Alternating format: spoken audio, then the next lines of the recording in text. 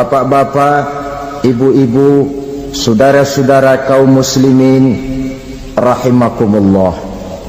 Dunia ini penuh dengan berbagai macam kesibukan. Sejak dari petani yang turun ke ladang, pedagang yang berangkat ke pasar, pelajar yang menuju sekolah, sampai kepada pegawai yang berangkat ke kantor, seluruhnya tidak lain untuk mencari sesuatu yang bernama bahagia. Setiap orang menginginkan kebahagiaan, dan tidak seorang pun menginginkan kesengsaraan dalam kehidupan ini.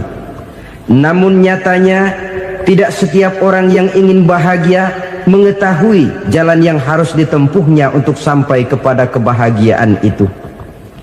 Maka pada kesempatan pertemuan kali ini, saya ingin menyampaikan sebuah hadis dari junjungan kita baginda Nabi besar Muhammad sallallahu alaihi wasallam yang termuat dalam kitab Mukhtarul Ahadits An-Nabawiyah, di mana beliau bersabda, arba'un min sa'adatil mar'i.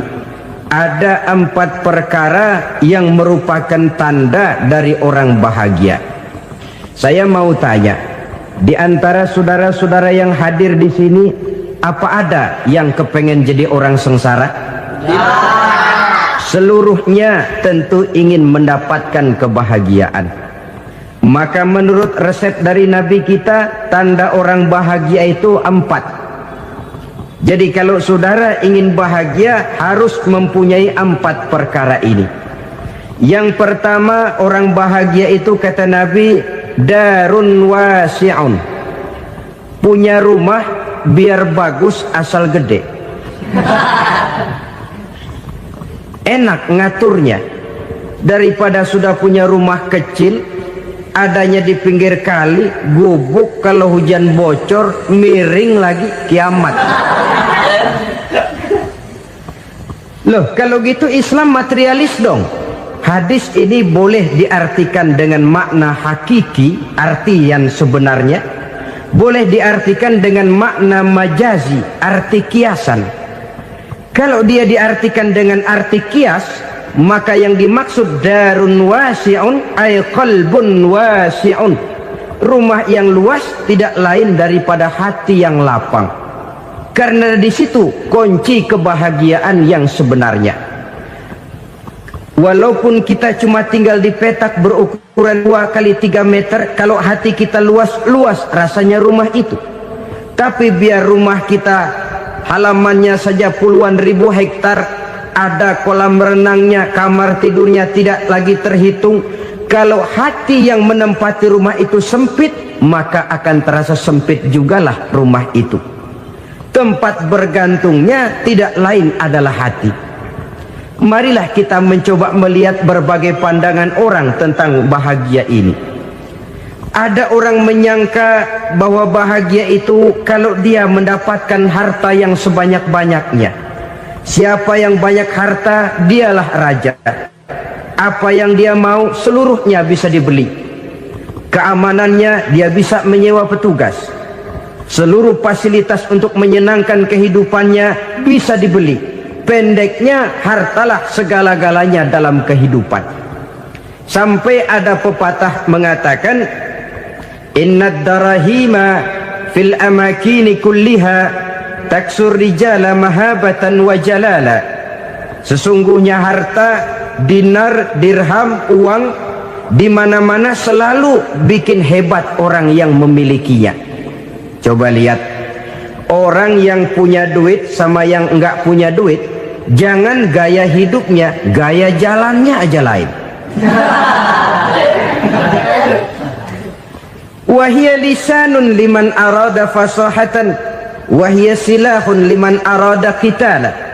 Uang adalah senjata yang paling ampuh bagi orang yang mau pergi perang, dan lidah yang paling fasih bagi orang yang mau bicara. Kalau bicara dengan lidah macet, cobalah bicara dengan harta, lancar. Sampai ada pepatah demikian, segalanya bisa diatur dengan harta.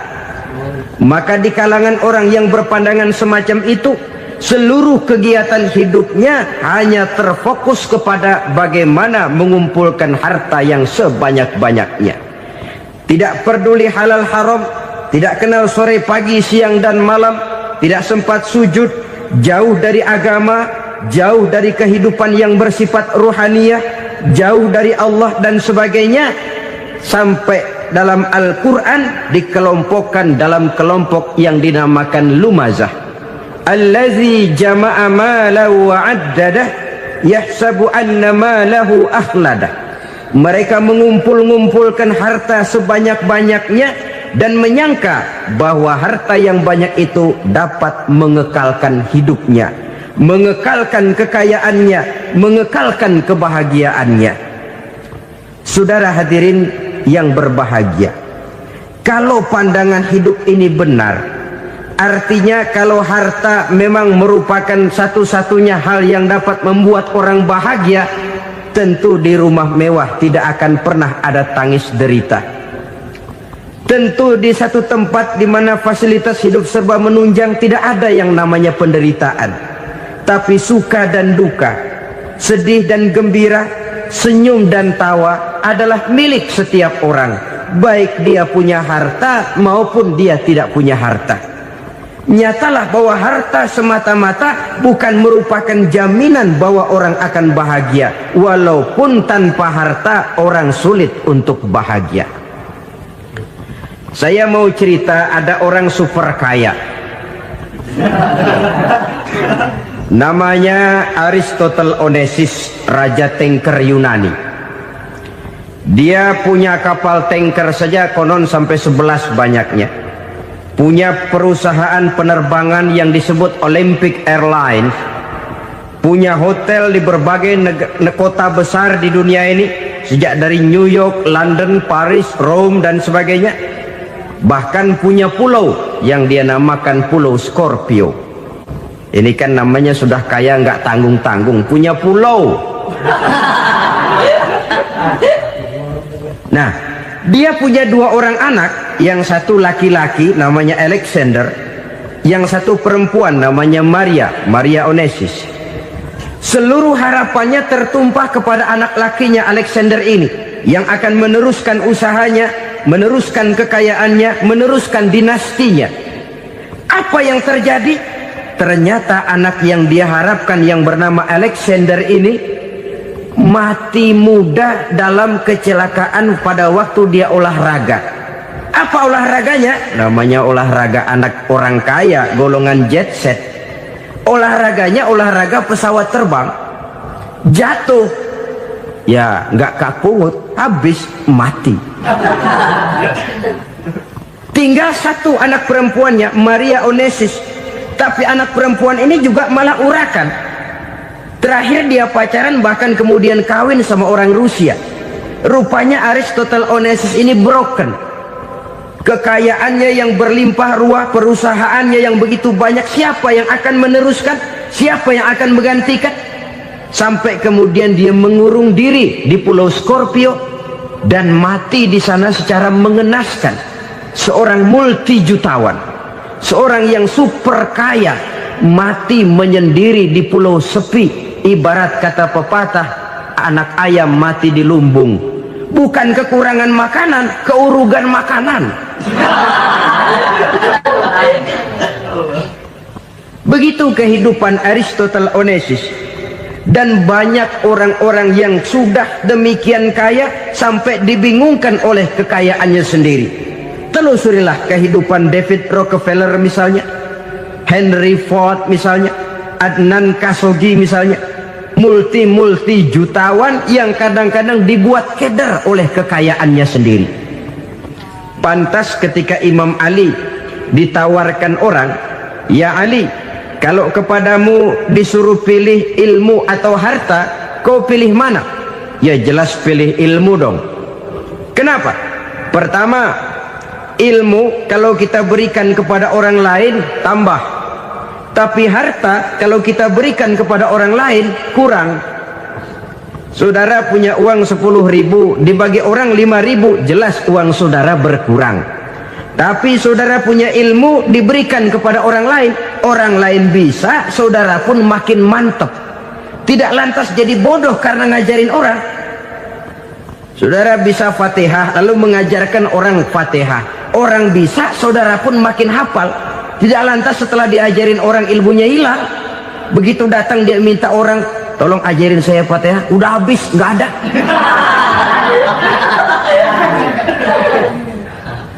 Yang kedua kata Imam Ali, ilmu menjaga kita. Kalau harta kita yang harus jaga.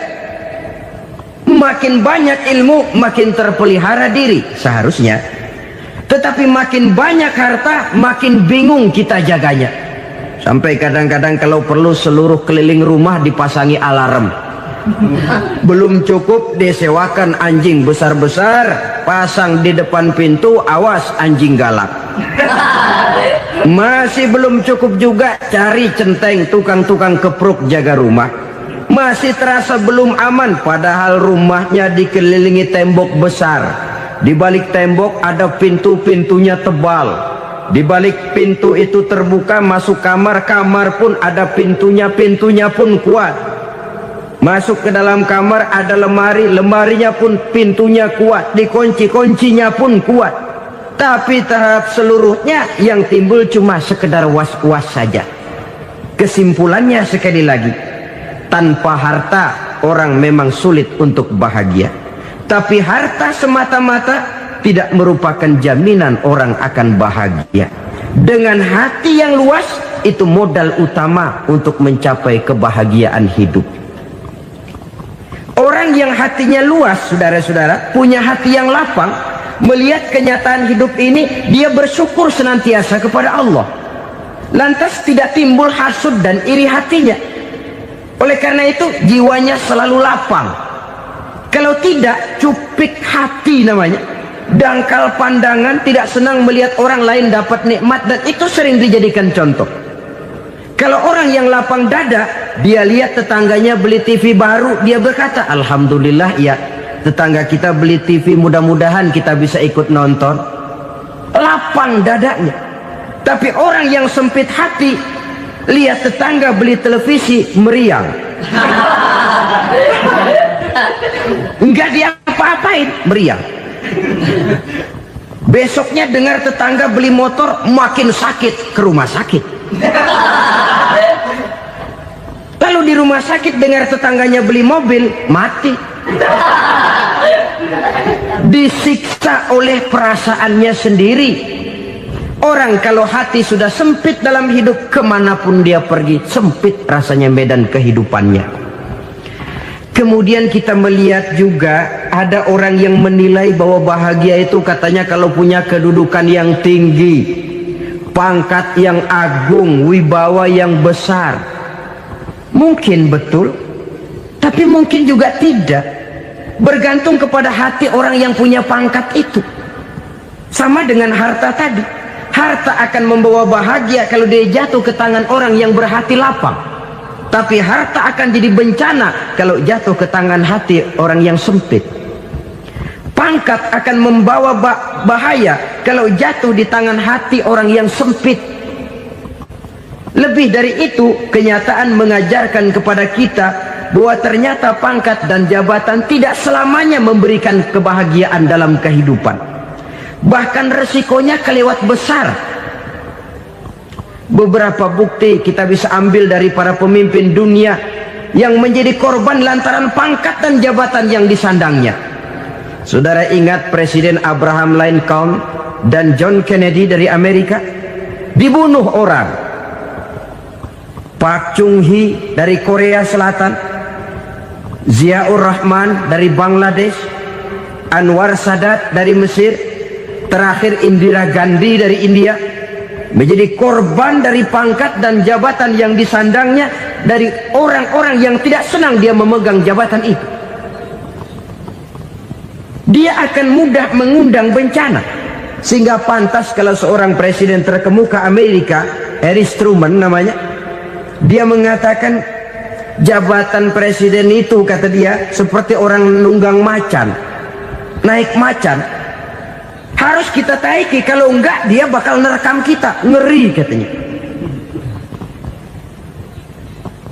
Adapun orang yang hatinya lapang, Kalau dia menerima pangkat dan jabatan, dianggapnya itu satu kesempatan untuk berbuat baik. Tapi orang yang berhati sempit, menerima pangkat dan jabatan, bukan kadang-kadang menerima, malah berusaha setengah mati mencapai dengan segala cara. Kalau perlu jilat atas, jilat atas. Jadi golongan sumuhun dawuh. Jadi kelompok kulon nuwun, yes sir, yang kerjanya cuma oke bos. Kalau perlu jilat atas, jilat atas. Kalau perlu injak yang bawah, injak yang bawah. Perlu sikut kiri kanan, sikut kiri kanan. Yang penting pangkat dapat, jabatan dapat. Orang yang semacam ini, kalau sudah mempunyai pangkat dan jabatan, biasanya dia tidak menganggap itu sebagai amanah, tidak menganggap sebagai kesempatan berbuat baik, tapi malah kesempatan untuk memperturutkan hawa nafsunya yang dilatar belakangi oleh kesempitan hatinya tadi. Apalagi kalau orang memperoleh pangkat karena banyak mengeluarkan uang, seakan-akan pangkat dan jabatan itu sekarang macam proyek pakai tender. Siapa yang berani bayar segini naik, nggak berani minggir.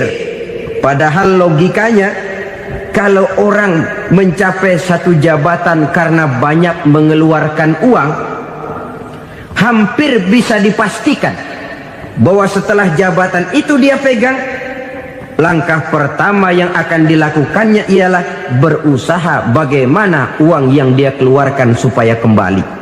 Ya paling kurang pulang modal dulu dong. Soal mikirin rakyat soal nanti, tapi ini modal harus pulang. Itu celakanya kalau orang memperoleh pangkat dan jabatan cuma karena banyak mengeluarkan uang. Jarang orang yang mempunyai keyakinan dan pandangan bahwa pangkat dan jabatan merupakan amanah. Jadi sekali lagi, pangkat dan jabatan mungkin saja membawa kebahagiaan kalau jatuh ke tangan orang yang berhati lapang.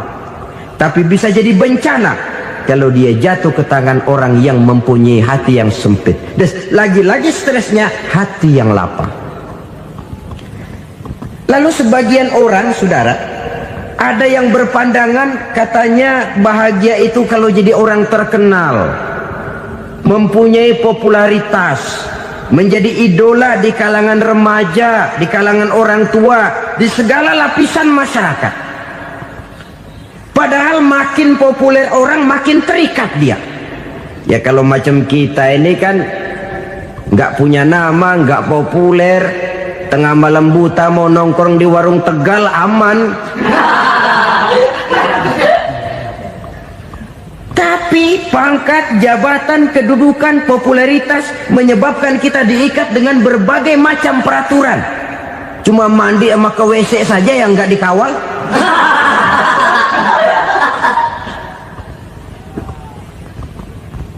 Benarkah popularitas, ketenaran membawa kebahagiaan? Mungkin, ya, tapi mungkin juga tidak. Kenapa? Banyak orang-orang populer yang mengakhiri hidupnya secara tragis. Kita ambil beberapa nama. Di Amerika tahun 60-an ada bintang seksi paling terkenal yang dijuluki sex bomb. Bom seks. Sampai sekarang jadi legenda, namanya Marilyn Monroe. Singkatan dobelnya itu inisialnya MM, Marilyn Monroe. Terkenal top sampai dia mati tahun 62, namanya sekarang masih saja dibicarakan orang. Kenapa dia bunuh diri? Tidak punya hartakah dia? Banyak. Kurang populerkah dia? Seluruh dunia mengenalnya. Sejak rakyat kecil sampai pejabat tinggi dia punya hubungan. Kenapa? Jenuh. Dia terlahir dalam keadaan yatim. Setelah itu tidak lama dia berangkat remaja, ibunya meninggal, pindah dari wanita asuh ke wanita asuh sampai 12 orang ibu angkatnya. Dan kekecewaan yang paling parah, setiap laki-laki yang dekat dengannya hanya seperti kapal berlabuh. datang dan pergi silih berganti, padahal dia merindukan seseorang yang bisa melindungi hidupnya. Dia rindukan itu dan dia tidak pernah menemukan. Itu yang akhirnya menyebabkan dia minum pil tidur kelewat dosis, minum obat tidur kebanyakan, ya tidur terus sampai sekarang.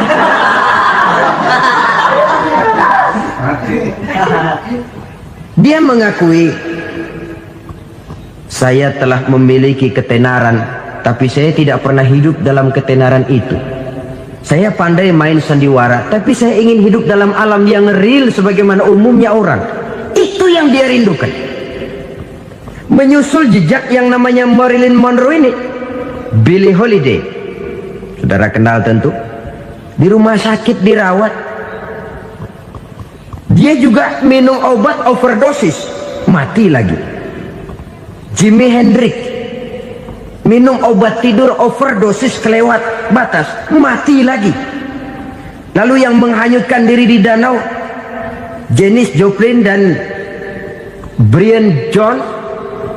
Ini orang-orang populer, orang-orang terkemuka yang mengakhiri hidup secara tragis, bukan karena tidak terkenal, mungkin karena sudah saking terkenalnya. Contoh paling belakangan, Bruce Lee.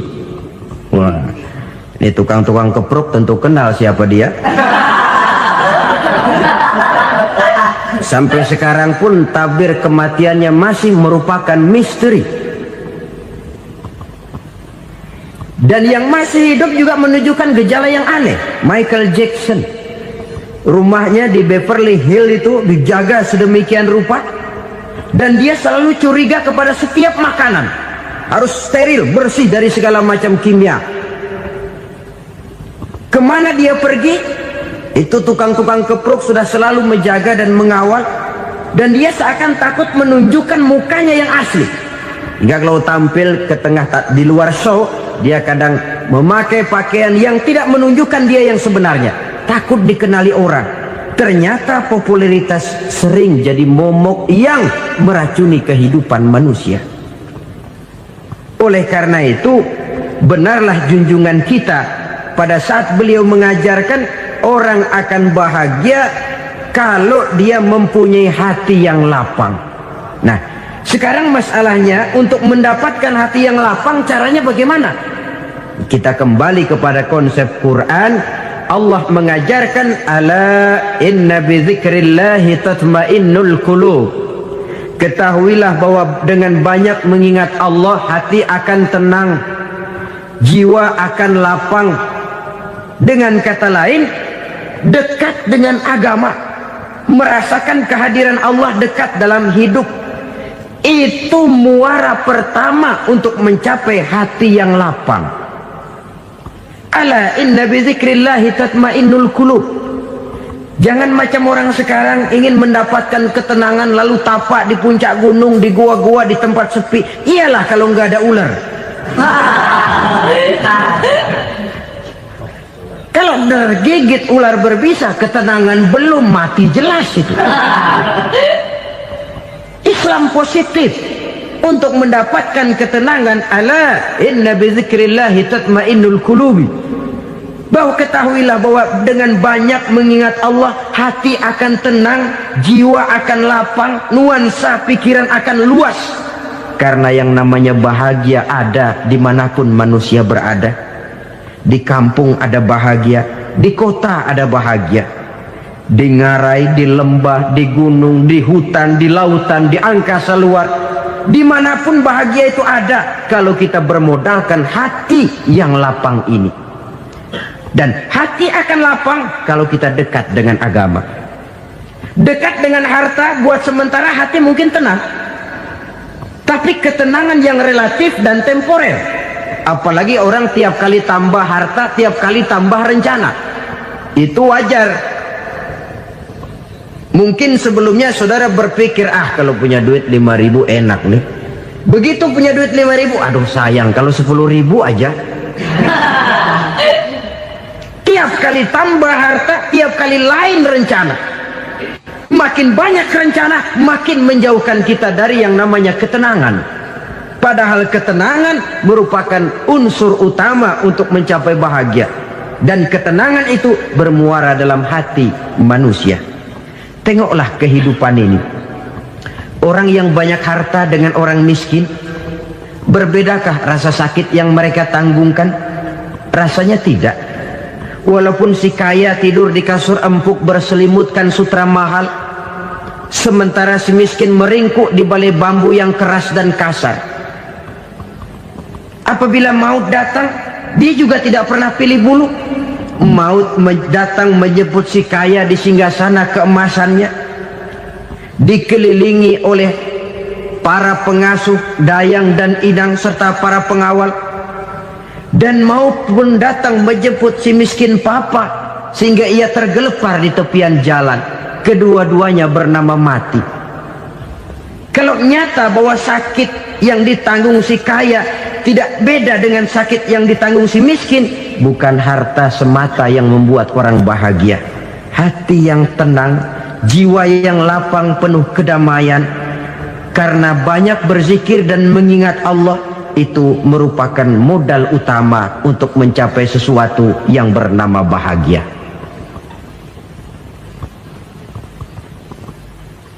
Saudara hadirin yang saya hormati, inilah yang pertama dari 4 ciri yang digambarkan oleh Nabi tentang tanda-tanda orang bahagia. Dan harus berangkat dari yang pertama ini, hati yang lapang. Ini yang harus kita miliki lebih dahulu. Baru nanti akan menyusul kepada poin yang ketiga, kedua, dan selanjutnya.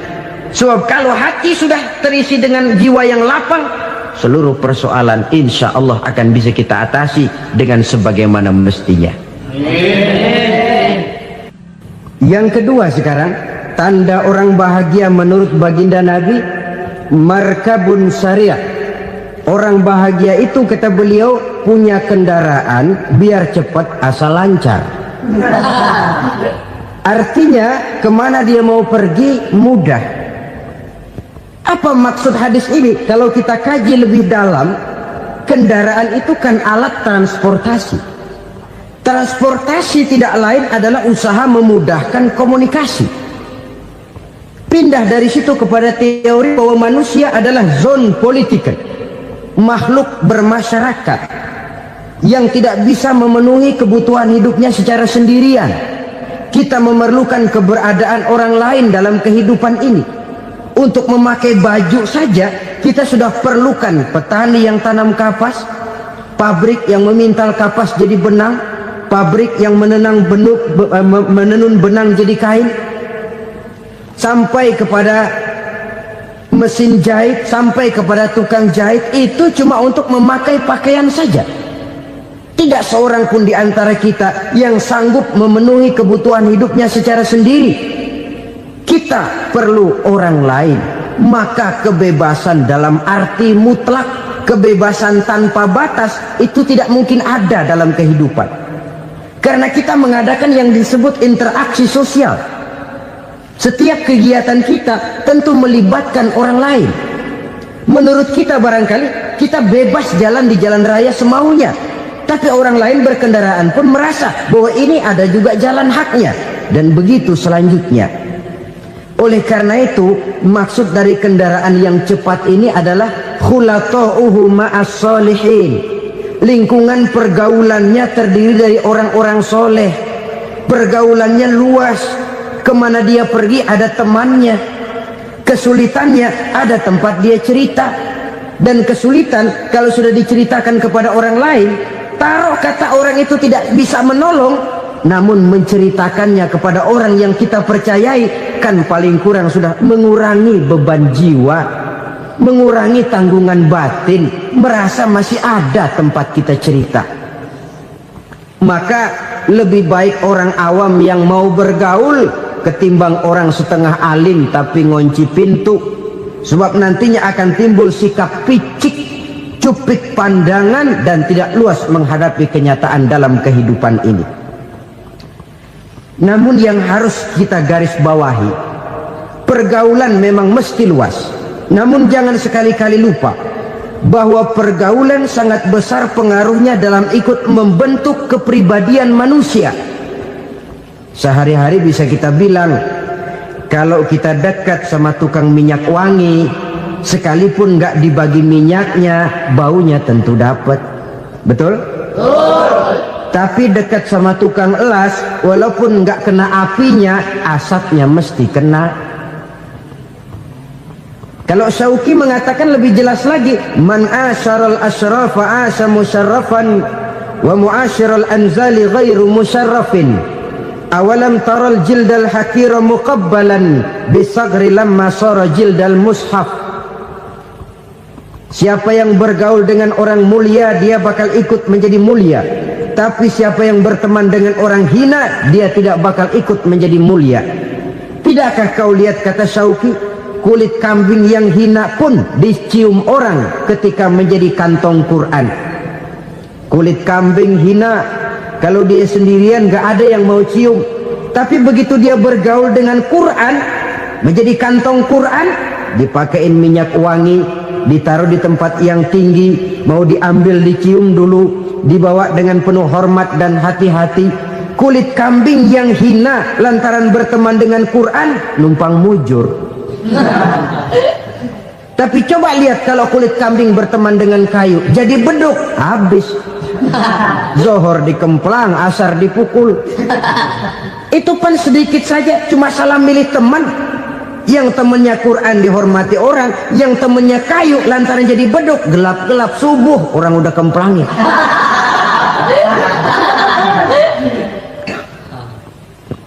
Maka terutama kepada adik-adik remaja yang masih mencari identitas diri, yang ibarat kaset masih kaset kosong, mudah diisi oleh apapun, pandai-pandailah memilih teman dalam bergaul.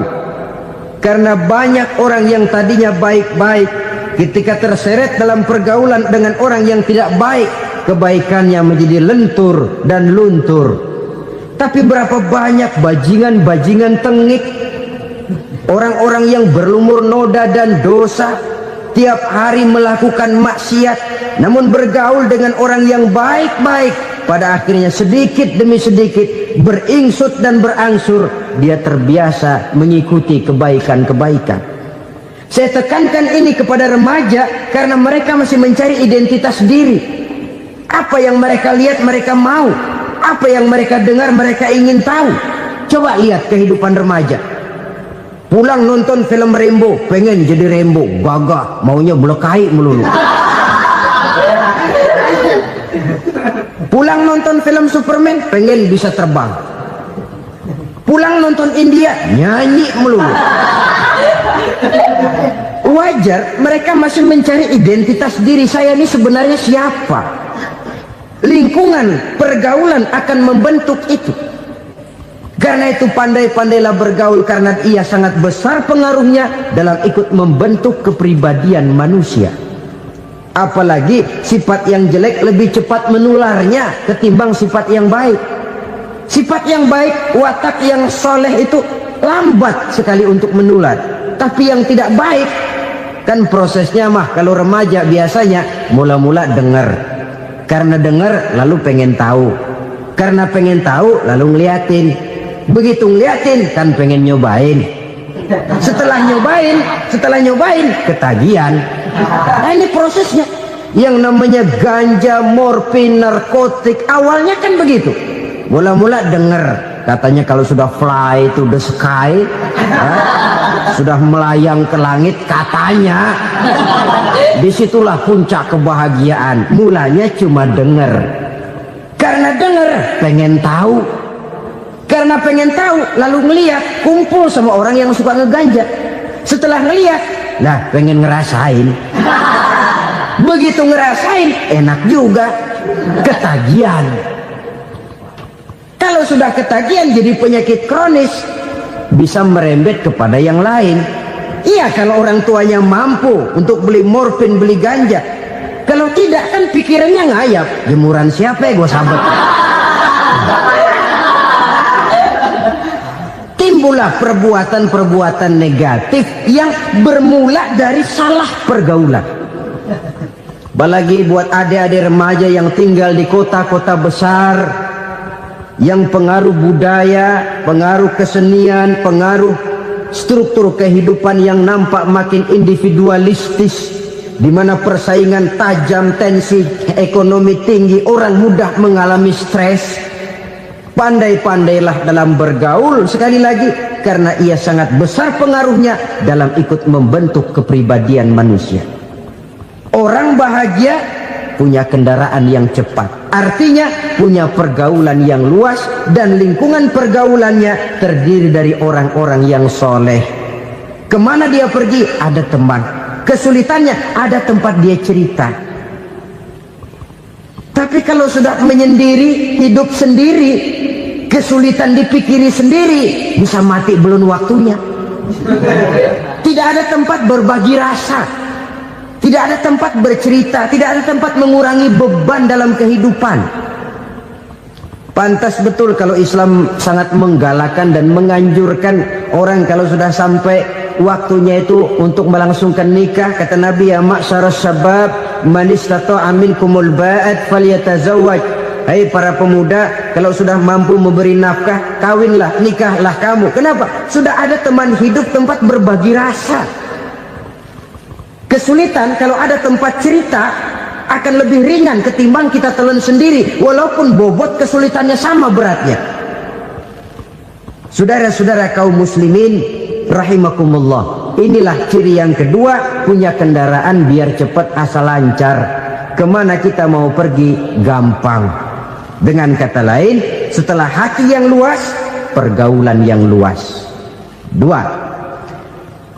Yang ketiga sekarang, tanda orang bahagia itu menurut Nabi, misbahun mudhi'un, punya lampu yang terang. Oh, itu enggak problem. Sekarang sudah zamannya listrik masuk desa, Pak. Lampu sudah terang semua.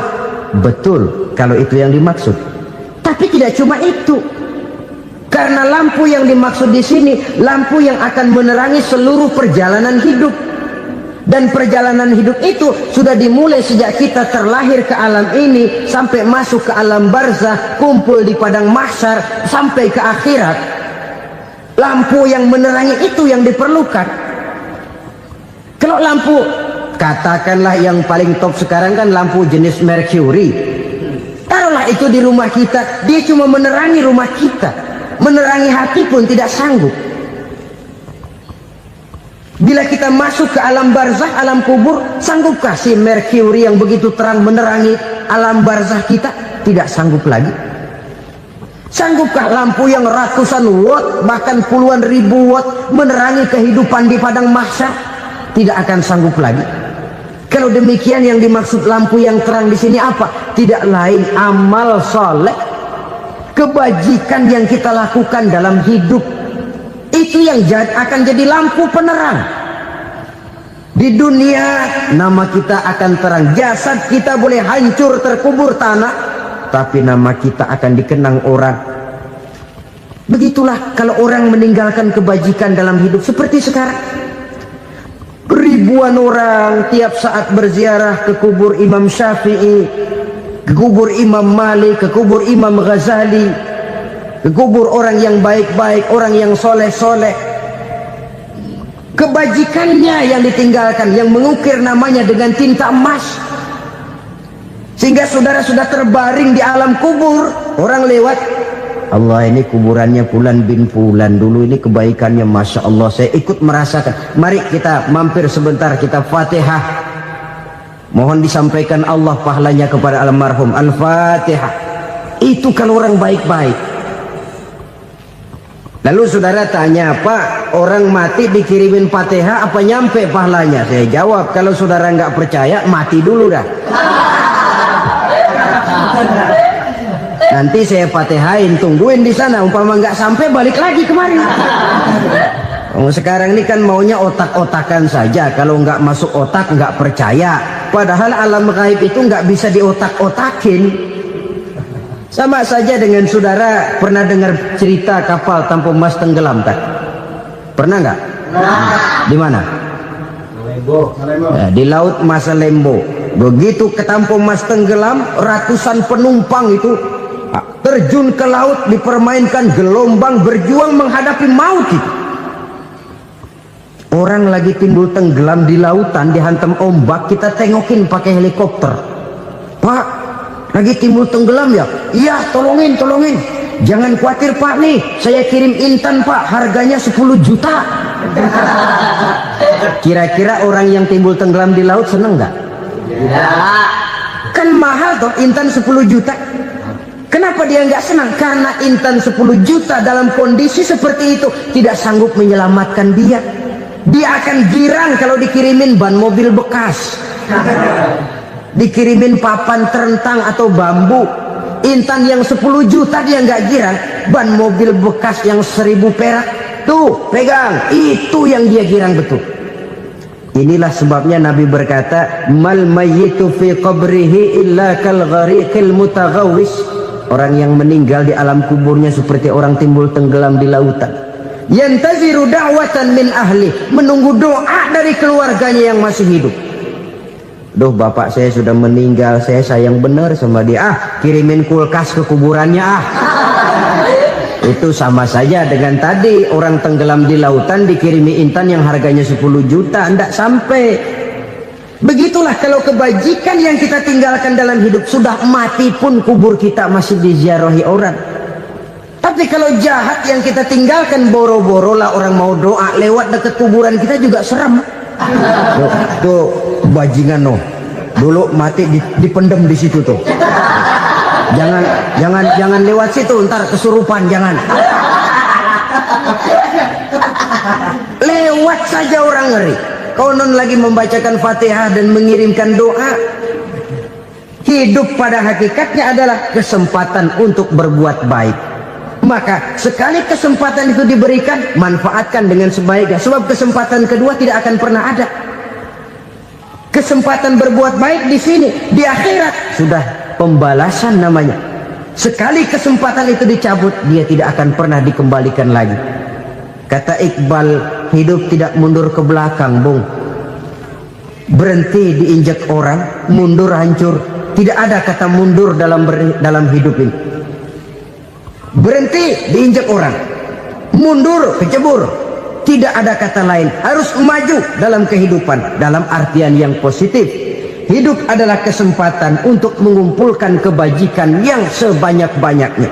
Di situ nilai daripada manusia.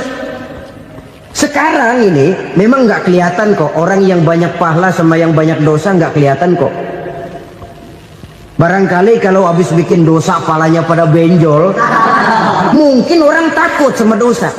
Tapi sekarang sama saja, orang yang banyak dosa dengan yang nggak banyak dosa jalan bareng dari belakang, sama, nggak kelihatan beda. Tapi ada waktunya di mana pahala memegang peranan, di mana dosa diperlihatkan. Sama saja kalau kita bawa mobil siang, lampu kan nggak begitu berfungsi. Apa lalu bilang, alah ini lampu berat-beratin, copot-copotin aja dah. Tidak perlu begitu. Kenapa? Pada suatu saat malam senja akan datang. Bila matahari terbenam, senja pun datang, gelap mulai merayap, disitulah baru terasa perlunya lampu. Pahala begitu. Sekarang orang yang nggak ada pahalanya nggak kelihatan dalam kehidupan. Tapi pada suatu saat senja kehidupan akan datang. Ajal merenggut nyawa, malam merayap, dan hidup mulai diliputi kegelapan di alam barzakh. Dikala itu kalau nggak punya lampu, alangkah malangnya kita. Sebab amal yang baik, kata Nabi, di alam barzakh itu akan diciptakan menjadi perempuan yang cantik menemani kita. Amal yang jahat akan menjadi orang yang paling jelek nemenin kita. Udah di tempat gelap yang nemenin jelek.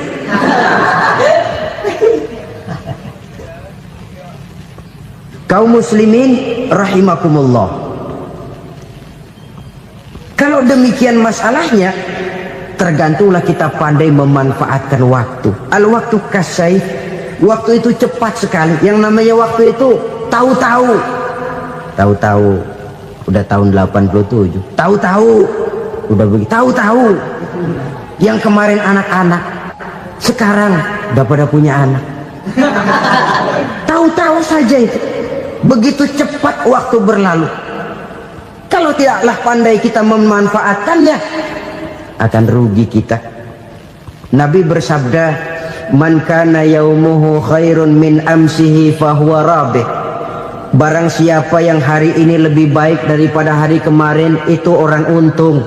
Hari ini lebih baik daripada kemarin, bulan ini lebih baik dari bulan kemarin, tahun ini lebih baik dari tahun kemarin, itu orang yang beruntung. Tahun kemarin sembayangnya maghrib doang, sekarang udah tambah isya.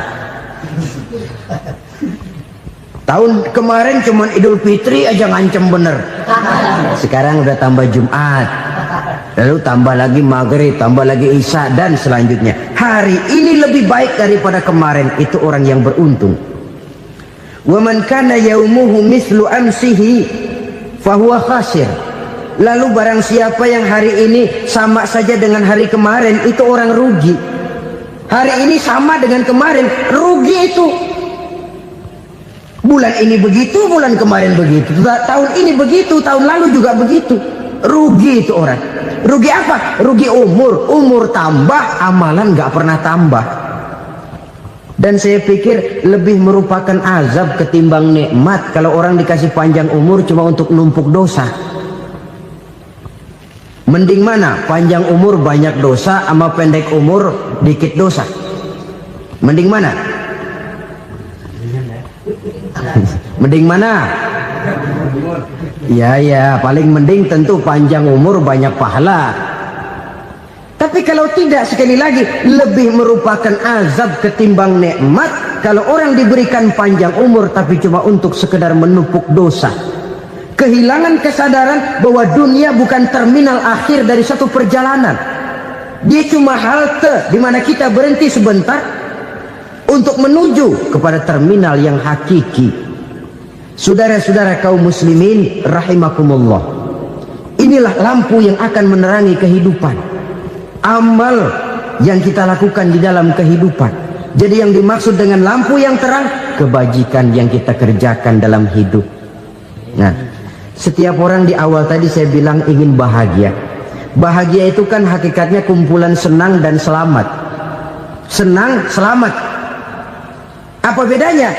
Senang tapi tidak selamat, nggak bahagia. Selamat tapi nggak senang, nggak bahagia orang. Contoh, kalau orang korupsi, duitnya banyak, senang dia, tapi keselamatannya.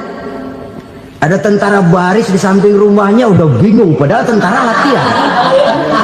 Tentara cuma latihan, dia bingung.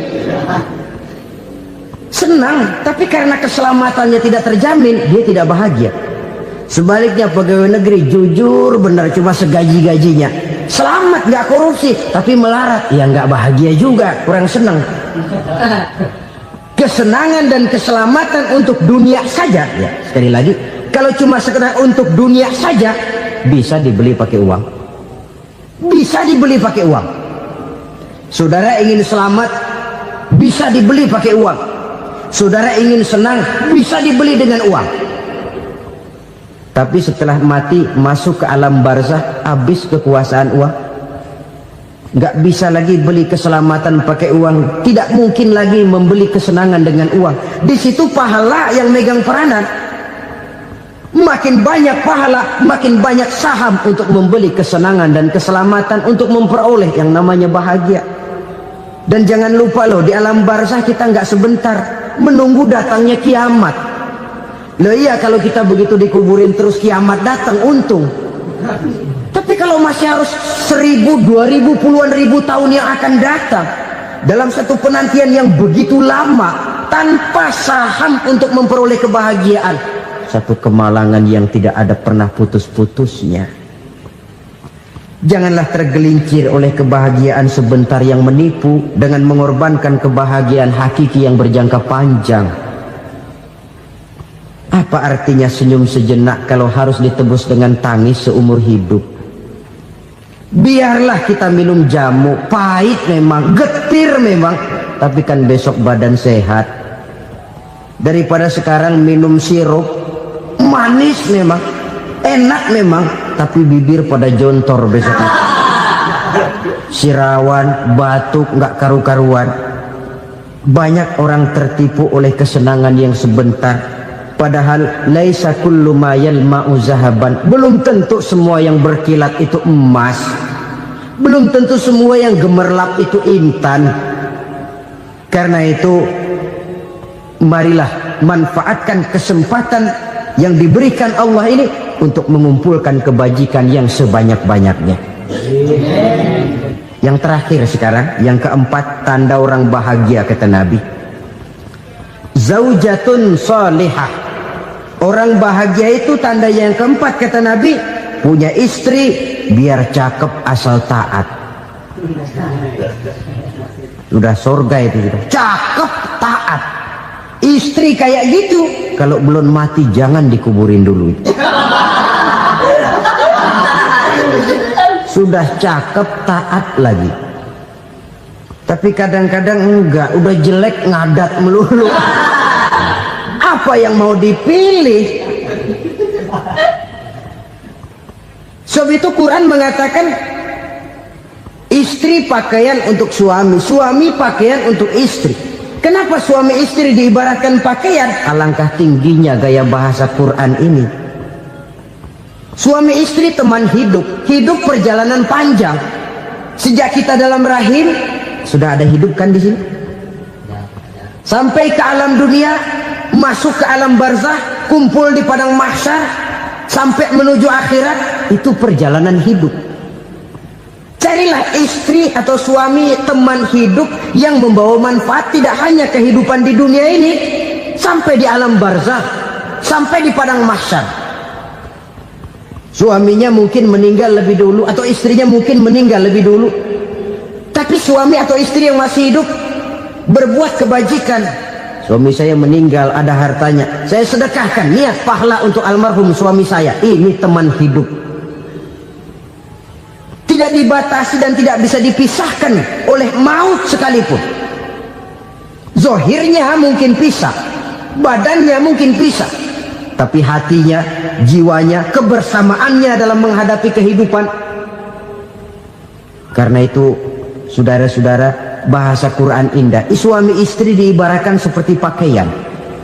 Apa fungsi pakaian? Pertama, pakaian jadi kebanggaan.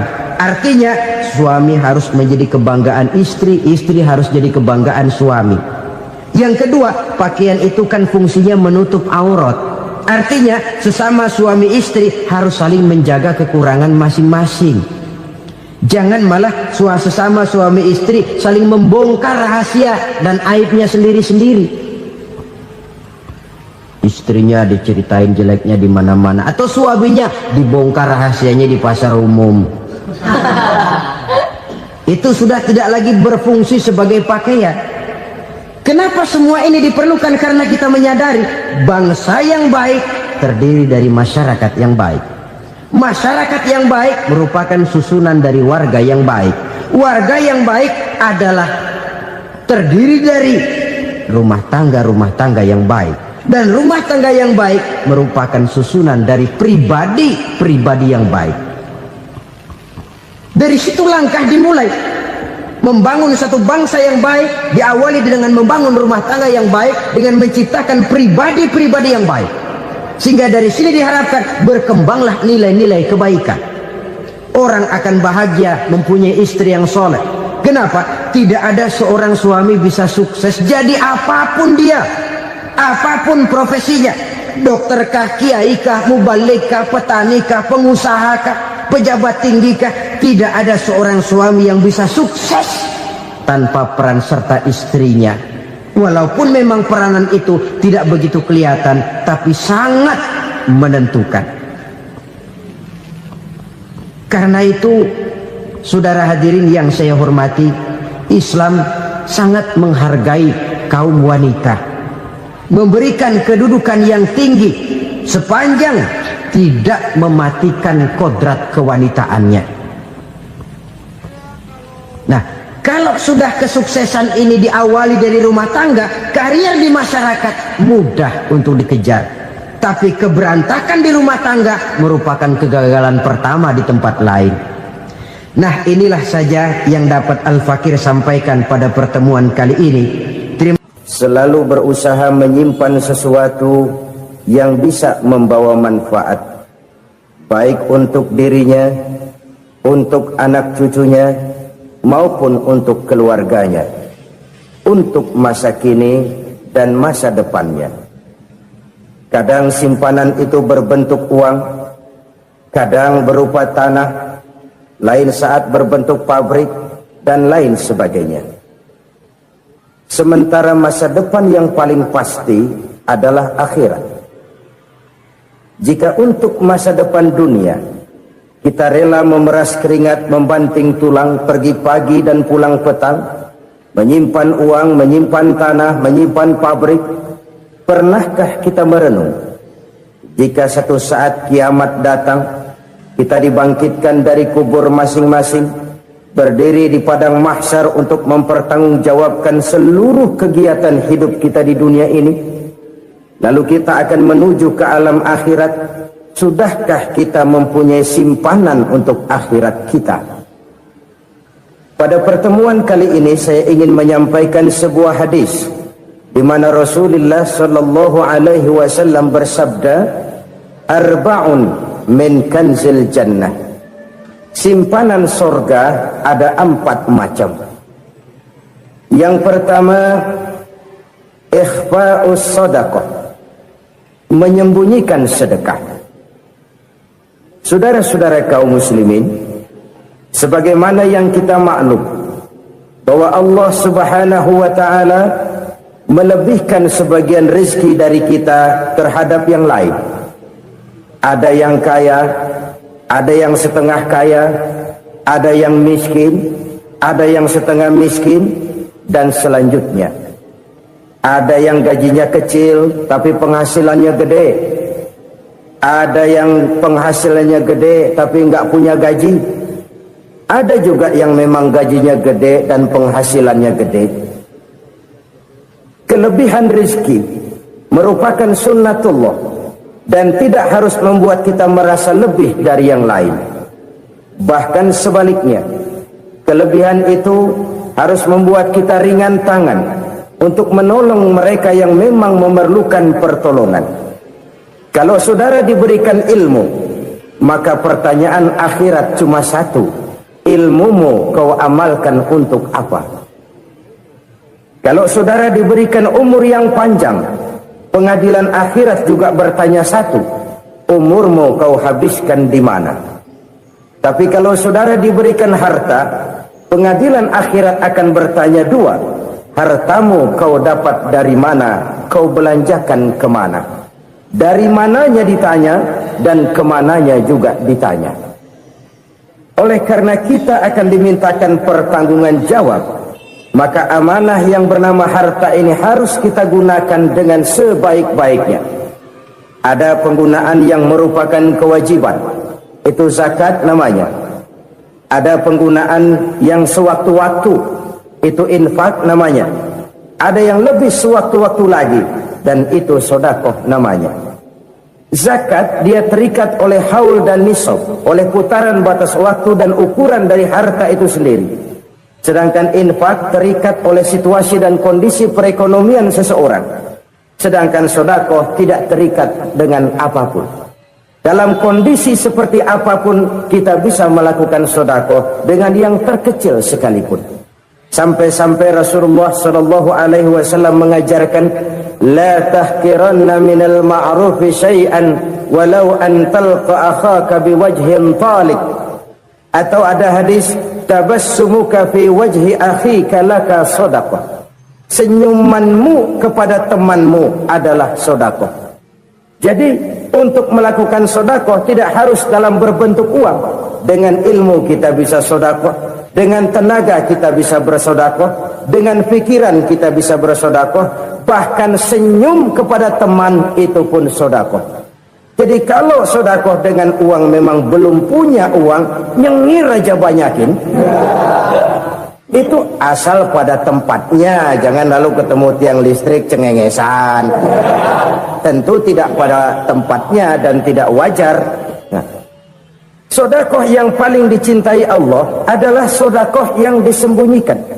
Artinya, jauh dari sifat riya. Kan kadang-kadang ada orang sedekah itu disebutkan namanya, apa tidak bagus? Kalau memang niatnya ikhlas, ya bagus-bagus saja untuk memberikan sugesti kepada yang lain. Si Fulan bin Fulan nyumbang sekian, diumumkan. Boleh kalau niatnya untuk memberikan rangsangan kepada yang lain supaya dia menyumbang lebih besar dari orang tadi. Tapi kalau itu mendatangkan riya, maka sedekah yang paling dicintai Allah adalah sedekah yang disembunyikan. Tangan kiri saja tidak tahu apa yang diberikan oleh tangan kanan. Sedekah yang dilakukan dengan ikhlas akan merupakan perbendaharaan surga, tersembunyi dari pandangan orang lain, tidak seorang pun tahu. Karena memang sikap yang baik adalah melupakan kebaikan dan mengingat kesalahan. Itu salah satu ciri orang bahagia. Orang yang selalu mengingat kesalahannya dan berusaha melupakan segala kebaikannya. Kalau dia akan ada kebaikan, dia tidak bisa ikut, dia merasa rugi karena dia merasa belum pernah berbuat baik. Tapi kalau akan melakukan kesalahan baru, dia ingat kesalahan yang sudah-sudah, sehingga terhalang baginya untuk melakukan satu kesalahan baru. Demikianlah saudara-saudara, bahwa Allah melebihkan rizki sebagian kita dari yang lain, agar terjadi tolong-menolong dalam kehidupan ini. Jadi kesenjangan yang nature, kesenjangan yang alami, itu sunnatullah. Ada yang kaya, ada yang miskin, ada yang kelas menengah. Nah, kenapa lalu sekarang kita berusaha mengentaskan kemiskinan? Oleh karena adanya kesenjangan struktural. Kalau yang kaya bisa semakin kaya, kenapa yang miskin tidak bisa naik jadi ikut sedikit kaya? Sebab pada dasarnya Islam adalah agama yang sejak turunnya sudah berupaya memerangi kemiskinan. Bahkan dikatakan kemiskinan itu mendekatkan kepada kekufuran. Orang kalau miskin udah dekat banget sama kafir. Gampang menjadi kafir. Berapa banyak saudara-saudara kita yang oleh karena soal perut, oleh karena soal materi, terpaksa meninggalkan dan menanggalkan akidahnya, menjual petunjuk yang diberikan Allah dengan kesenangan dunia yang cuma sebentar ini. Na'udzubillah summa na'udzubillah. Jadi makin kita sembunyikan satu sedekah, semakin banyak perbendaharaan kita di surga. Sedekah yang paling dicintai Allah adalah sedekah yang disembunyikan. Malahan ada seorang sufi, dia punya kebiasaan kalau pergi sholat Jumat dia bawa uang, itu uang dia taruh di bawah tikar masjid. Dia niat sedekah kepada siapa saja yang nemuin itu duit. Maksudnya apa? Supaya yang nemuin nggak tahu siapa yang punya duit. Demikian dia saking ingin menyembunyikan sedekahnya. Karena sifat riya itu bisa memakan amal kita sendiri. Riya itu termasuk menyebut-nyebut kebaikan kita. Orang yang suka nepuk dada, sedikit-sedikit ngitungnya kalau nggak gua. Tuh kalau nggak gua tuh yang belas itu kalau nggak gua, kalau nggak gua. Iya kalau nggak lu kenapa emang? Orang yang suka menepuk jasad, tuh biasanya memang begitu saudara-saudara. Kalau perang lagi berkecamuk, orang nggak sempat ngaku jadi pahlawan. Tapi begitu perang selesai, yang kagak kenal bedil ngaku pahlawan, mas. Itu sesuatu yang biasa. Oleh karenanya, orang-orang yang ikhlas dalam bersedekah, disembunyikannya sedekah itu, Allah cinta betul. Malahan ada hadis memberikan jaminan, inna sedaqatal mar'il muslimi tazidu fil umri wa tadfa'u mitatas su'i. Sesungguhnya sedekahnya seorang mukmin tazidu fil umri, bisa menambah umur panjang, wa tadfa'u mitatas su'i, dan menyelamatkan manusia dari mati secara su'ul khatimah. Jadi siapa yang kepengen panjang umur, banyaklah sedekah. Yang bosan hidup, pelit terus. Sedekah menambah panjang umur dan menyelamatkan manusia dari mati secara su'ul khatimah. Pak, katanya umur itu nggak bisa ditambah, nggak bisa dikurangin. Kapan? Kalau ajal sudah datang. Fa idza jaa ajaluhum la yastakhiruna sa'atan wa la yastakdimun. Kalau ajal datang tidak bisa dimajukan, tidak bisa dimundurkan. Itu kalau ajal sudah datang. Tidak bisa lagi umur ditambah dikurangi, sudah datang. Tapi kalau belum datang, itu kan haknya Allah. Mau ditambah, mau dikurangi, hak prerogatif Allah. Sebagai pencipta manusia, Allah maha kuasa dan maha mampu. Sedekah ini menambah panjang umur dan menyelamatkan manusia dari mati secara su'ul khatimah. Itu orang mati kan sama ya, kondisinya mati, nggak nafas. Tapi hakikat mati kan lain-lain. Ada yang mati itu husnul khatimah, baik akhirnya. Misalnya lagi ngaji mati, lagi sholat mati, lagi sedekah mati. Ini yang dinamakan dengan husnul khatimah, baik di akhirnya.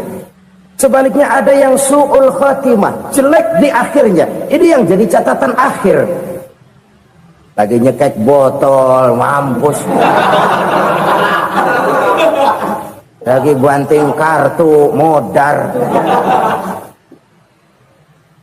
Su'ul khatimah, jelek pada akhirnya. Sedekah menyelamatkan manusia dari mati secara su'ul khatimah. Dan kita semua kepengen mendapat husnul khatimah, jauh dari su'ul khatimah.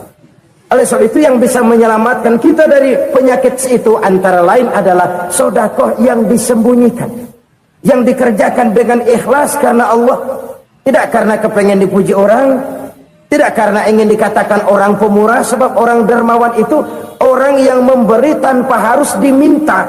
Kalau masih harus diminta, ya belum dermawan namanya, masih harus diminta. Kalau nggak diminta ya tulus, lolos, polos. Saudara-saudara kaum muslimin rahimakumullah, harta adalah amanat dan akan kita pertanggungjawabkan. Allah melebihkan rizki sebagian kita dari yang lain agar kita saling tolong menolong, bantu membantu. Nabi janjikan siapa yang meringankan beban saudaranya muslim di dunia, Allah akan meringankan bebannya di akhirat nanti. Sebuah jaminan dari baginda Nabi. Si orang yang kita bantu barangkali tidak bisa membalas, Allah yang akan membalas lewat jalan lain yang tidak pernah kita sangka-sangka. Ada orang tanya, Pak, ini ada orang nyumbang masjid sambil marah-marah, bagaimana? Saya bilang sumbangannya aja ambil, marahnya jangan. Marahnya jangan diambil, itu urusan dia. Saudara-saudara kaum muslimin rahimakumullah, umat Islam ini kan umat yang punya potensi besar. Kadang kita merenung, kenapa kadang-kadang pembangunan masjid kok lambat sekali? Kalau hotel hari ini peletakan pertama, bulan depan peresmian. Supermarket hari ini peletakan